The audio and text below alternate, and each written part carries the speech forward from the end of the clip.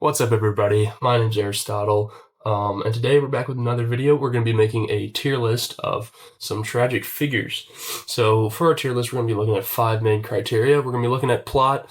Are things necessary? Is there a beginning, middle, and end? Is it all cohesive? Does it all fit into one story? We're also going to be looking at peripeteia. Is there a good reversal of fortune for the characters? We're going to be looking at enagnoresis. Is there a good recognition scene? We're also going to be looking at hamartia. What's the hamartia look like for each character? And then finally, we're going to be talking about the catharsis that the tragedy itself produces in the audience. I talk about all of this in my new book, Poetics. If you want to read a little bit more about that, please go check that out. But without further ado, let's get straight into the tier list. So starting out, we're going to start out with Antigone. We've all read it, Let's look at the plot, okay? A very driven plot. Honestly, one credit I can't give to Antigone. It's very cohesive as a whole. The plot's very nice. It all flows well. It's all driven. But when we look at the enagnoresis and the peripeteia for Antigone, I would argue it's not all super clear. Her recognition scene is when she finally accepts her death, and that comes after her reversal of fortune when she is arrested. And so those two flow together, and there's a great catharsis at the end of the play because this play it's a lot about two rights versus right? Antigone's right, but Creon, he's also right for wanting to follow the political rules.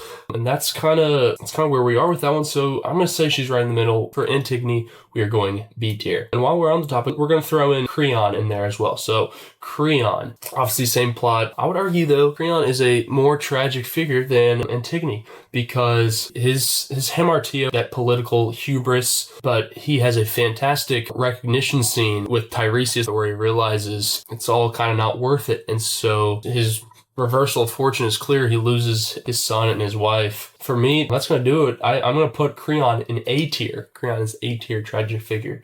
Moving on, kind of a wild card here, we have the city of Athens from Thucydides' work. Now, this is kind of a wild card, but I would argue that the city of Athens, Thucydides absolutely makes them a tragic figure, The plot is just history, but reversal of fortune, the fall of Athens, paired with sort of recognition scene, it all kind of works. And wrap it up with the brilliant catharsis of this democratic, brilliant superpower that just falls. And so it's not as good as Antigone and Creon, I would argue, but I'd say as far as tragic heroes go, to C tier. Not the best, but it's okay.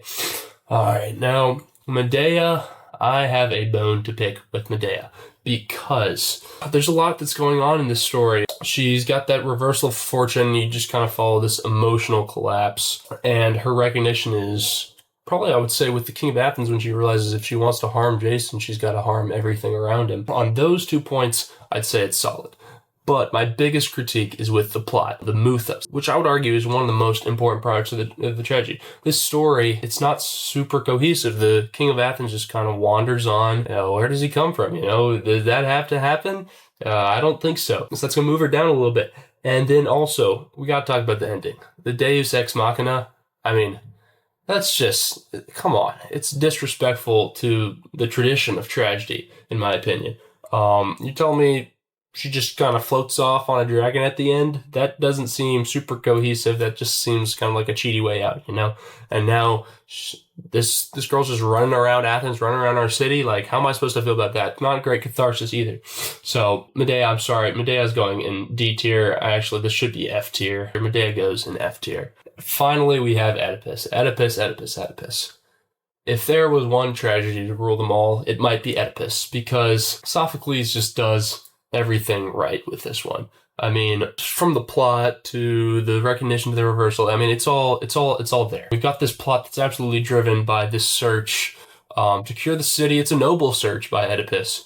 And he's got one of the best depictions of hamartia because it's his relentless confidence in himself that it's ultimately what befalls him. It drives the story, and fantastic peripeteia followed by the recognition scene, and arguably some of the best catharsis. It builds up fear, builds up pity. At the end, it's just released. Sophocles, you did a fantastic job with this one. Oedipus Rex is going in S tier. So everybody, thanks for watching. I really hope you enjoyed this tier list. Here's the final tiers. We put Oedipus in S tier. We put Creon A tier.